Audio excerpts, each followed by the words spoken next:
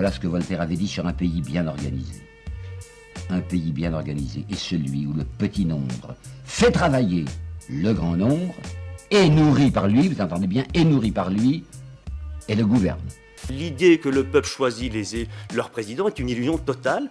Il y a une captation par les partis de la vie politique tout à fait pathétique dans ce pays. C'est-à-dire que si jamais ils se mettent à abuser, s'ils se mettent à servir les intérêts d'une caste au lieu de servir l'intérêt général. Plusieurs députés ont accepté des pots de vin pour modifier les textes de loi, pour faire voter des amendements. Moyennant jusqu'à 100 000 €, 4 eurodéputés ont accepté de déposer des amendements. Pour Adrian Séverine, le vice-président des élus socialistes, la vidéo est accablante. Parfois, on pourrait avoir l'impression, vous verrez tout un faisceau d'indices, que les multinationales recrutent des anciens dirigeants pour service rendu. Ce sont tous des élus qui, dans une vie antérieure, travaillaient dans la finance ou, tenez-vous bien, dans le lobbying. Alors évidemment, cela n'excuse rien, d'autant que la plupart des députés européens sont d'anciens chefs d'entreprise, d'anciens médecins ou d'anciens avocats. Pourquoi les multinationales achètent nos dirigeants? L'ancien président de la Commission européenne, donc imaginez que c'est le top du top de l'Union européenne, le mec a été président de ça de 2004 à 2014, il vient de se faire recruter par Goldman Sachs. Il faut savoir qu'avant Barroso, il y a eu un autre président de la Commission européenne qui s'appelle Romano Prodi, qui lui aussi a été recruté par Goldman Sachs. La procédure qui permet aux riches de prendre le pouvoir, c'est le suffrage universel. Le faux suffrage universel. Pour condamner les Français aux travaux forcés, c'est-à-dire qu'on travaille pour eux, quoi. Et aujourd'hui, on leur donne des dizaines de milliards, des centaines de milliards par an. Ça suffit, quoi, ça suffit. Le personnel politique est perçu comme une classe fermée sur elle-même, préoccupée avant tout de ses intérêts et de ses intérêts de carrière en particulier, éloignée des préoccupations des citoyens. Il est dangereux de croire que les hommes politiques que nous avons élus défendent strictement nos intérêts. Car il ne faut pas oublier qu'ils ont aussi des intérêts personnels à défendre. Donc on voit que ces espèces de collusions entre privé et public, c'est une des plaies de notre démocratie. Et donc il serait peut-être urgent qu'on régule et qu'on regarde avec attention et qu'on sanctionne dès qu'il y a des abus, quand quelqu'un passe du privé au public ou du public au privé. Parce que des deux côtés, c'est un obstacle à l'intérêt général. Je dirais qu'aujourd'hui, nous sommes contrôlés par le plus monstrueux appareil d'État qu'on ait jamais vu, ce qui est normal avec l'évolution des technologies, les caméras, Internet, les écoutes. Nous sommes la proie du plus oppressif, des plus énormes appareils d'État, des plus instrumentés, les appareils d'État qu'on ait jamais vus, au profit d'une absence d'État qui est le privé. Sur la Terre, les pouvoirs abusent et on en arrive à une destruction de la planète physique. Parce qu'on n'a pas le contrôle des pouvoirs. La crise financière de 2008, donc elle a été de notoriété publique causée par des abus et des manques de régulation et des pratiques douteuses de plein de banques. Et ces banques-là ont été très peu régulées. Mais pourquoi? Mais parce que c'est des banquiers qui devaient réguler les banques. Donc peut-être que quand même, si l'autorité publique et politique qui doit réguler, elle vient de la banque ou elle veut y retourner, bah évidemment qu'ils régulent pas les banques. Là, on n'est pas dans l'État, hein. Mais au contraire, on est dans le privé. C'est la distinction entre État et appareil d'État. En tout cas, le fait notable est le discrédit dans lequel se trouve le personnel politique. Blanchiment d'argent à buts bien sociaux, fraude fiscale et affaires Big Malion. Les citoyens ne se reconnaissent pas dans leurs représentants. Manuel Valls a fait passer la loi El Khomri en force en utilisant pour la 4e fois depuis son arrivée à Matignon le 49.3. On peut donc le dire, cette fois-ci, la démocratie française est morte.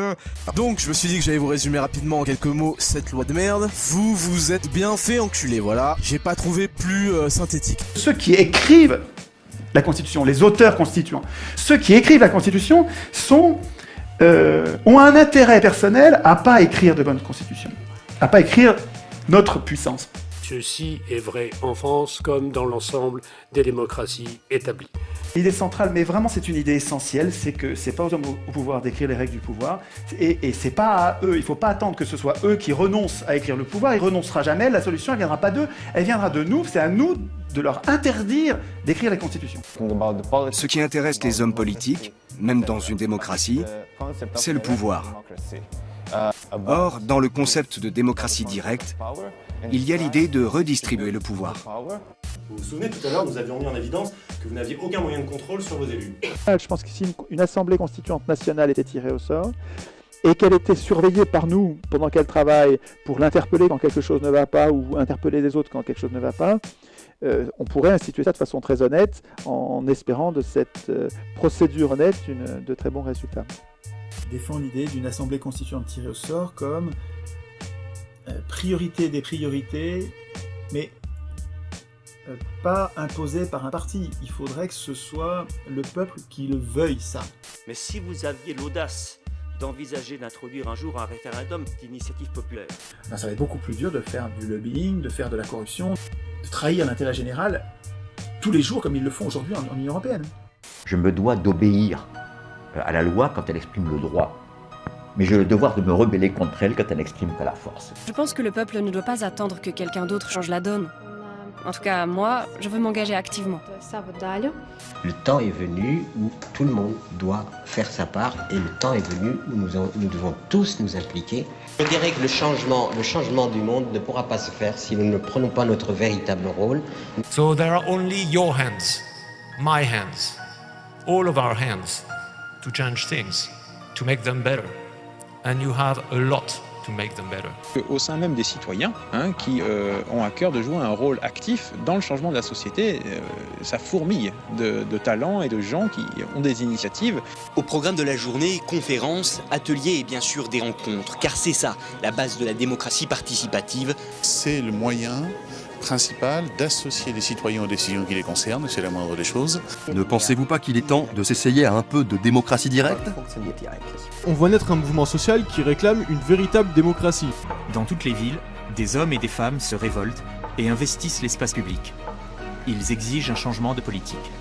On ne tient pas éternellement une société avec BFM, de la flicagne et du Lexamil.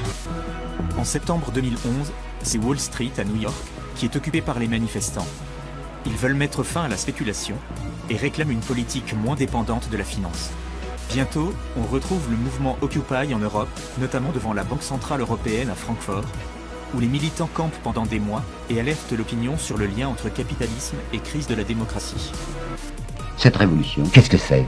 C'est une explosion de gens qui ont été étouffés, qui ont été asphyxiés. Et qu'est-ce que nous avons fait, nous, pour ces gens-là?